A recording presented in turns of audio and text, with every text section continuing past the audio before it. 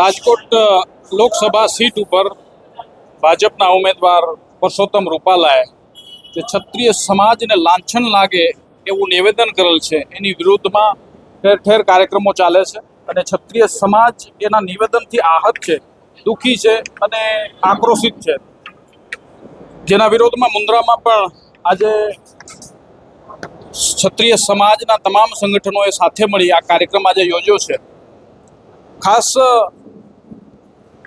ક્ષત્રિય સમાજે 1000 વર્ષ સુધી આ રાષ્ટ્રનું અને હિન્દુત્વનું રક્ષણ કર્યું છે. 1000 વર્ષ સુધી વિદેશી આક્રમણકારીઓ, વિદેશી લૂંટારાઓ, મુગલો એમની સામે યુદ્ધો લડ્યા છે અને પોતાના પ્રાણોની આહુતિ આપી છે. ક્ષત્રિયાણીઓએ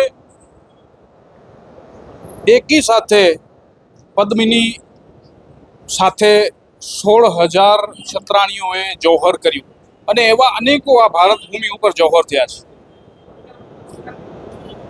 ભારત જ્યારે આઝાદ થયું ત્યારે પણ આ ક્ષત્રિયોએ, ક્ષત્રિય રજવાડાઓએ આ રાષ્ટ્ર માટે, અખંડ ભારત માટે તમામ પોતાના રજવાડાઓએ સમર્પિત કરી દીધા અને જે તે વખતે પણ તમામ રજવાડાઓને સ્વેચ્છાએ છૂટ હતી કે એને સ્વતંત્ર રહેવું હોય તોય એને છૂટ છે, પાકિસ્તાનની અંદર ભળવું હોય તોય છૂટ છે, ભારતની અંદર ભળવું હોય તોય છૂટ છે.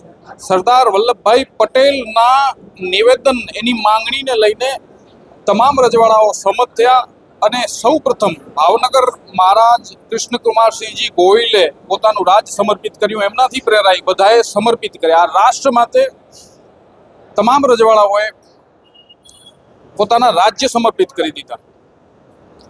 તો ક્ષત્રિયોનું મહિમા મંડન થવું જોઈએ, એમની વાહવાહી થવી જોઈએ અને એમના ક્ષત્રિયોના અમારા ઇતિહાસ છે, એના બદલે આવું નિવેદન એ ખરેખર માત્ર ક્ષત્રિયો નહીં, દરેક સમાજ એનાથી આહત છે ને આક્રોશિત છે. ભગવાન રામની પણ એ નિવેદનમાં રૂપાલાએ વાત કરી. ભગવાન રામનું મંદિરનું વિધ્વંસ થયું 500 વર્ષ પહેલા, એ બાદ 76 યુદ્ધો થયા છે એ મંદિરને પાછું મેળવવા માટે અને ઘણી વખત પાછું પણ મેળવી લીધું હતું, જેમાં લાખો ક્ષત્રિયો શહીદ થયા છે. આજે ભગવાન રામના નામે રૂપાલા ચૂંટણી પ્રચાર કરતો હોય, એ ભગવાન રામ મંદિરની તમામ યશ કીર્તિ ક્ષત્રિય સમાજને છે.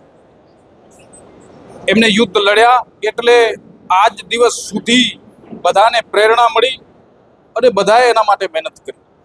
માટે આવું નિવેદન લાંછનને પાત્ર છે. ભવિષ્યમાં અમારી માંગણી છે કે રૂપાલાની ટિકિટ ભારતીય જનતા પાર્ટી રદ કરે, અન્યથા માત્ર મુન્દ્રામાં વિરોધ છે એવું નથી, આખા ગુજરાતમાં વિરોધ છે અને ભવિષ્યમાં ભારત આખાની અંદર ક્ષત્રિયો વિરોધ કરશે, કારણ કે તમામ રજવાડાઓ વિરુદ્ધનું નિવેદન છે. તમામ રજવાડાઓ, તમામ ક્ષત્રિયોને લાંછન લાગે એવું નિવેદન છે. એટલે સંપૂર્ણ ભારતના ક્ષત્રિયો વિરોધ કરશે અને આ વિરોધ માત્ર રૂપાલા પૂરતો સીમિત નહીં રહે, આ વિરોધ ભારતીય જનતા પાર્ટી સુધી પણ ટૂંક સમયમાં પહોંચશે.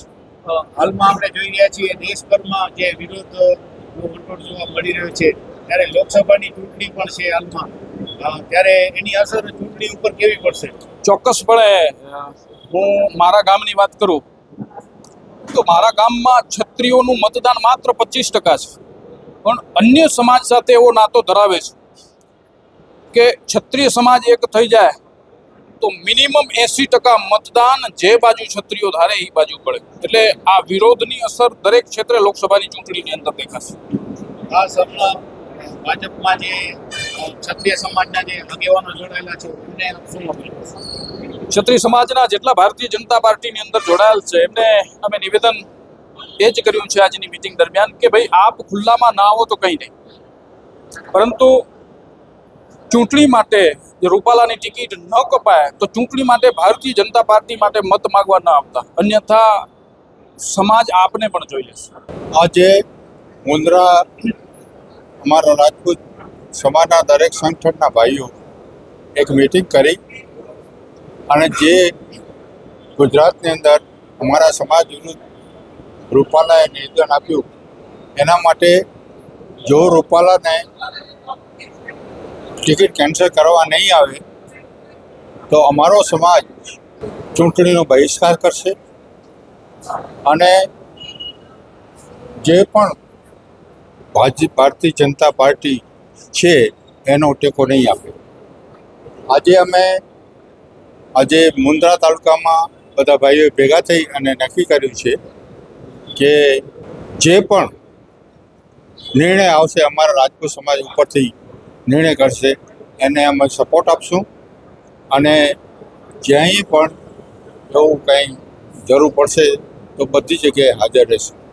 પણ અમારો એક જ પ્રશ્ન છે કે રૂપાલાને જો રાજીનામું નહીં આપવામાં આવે ટિકિટ કેન્સલ કરવા નહીં આપે તો અમે એનો ચૂંટણીનો બહિષ્કાર કરશું અને એના વિરુદ્ધમાં જેટલી અમારી તાકાત છે એ લગાડીને એ પક્ષની પાર્ટીના ઉમેદવારને હરાવવાની કોશિશ કરશું અને પક્ષને બતાવી આપશું કે રાજપૂત સમાજ શું છે.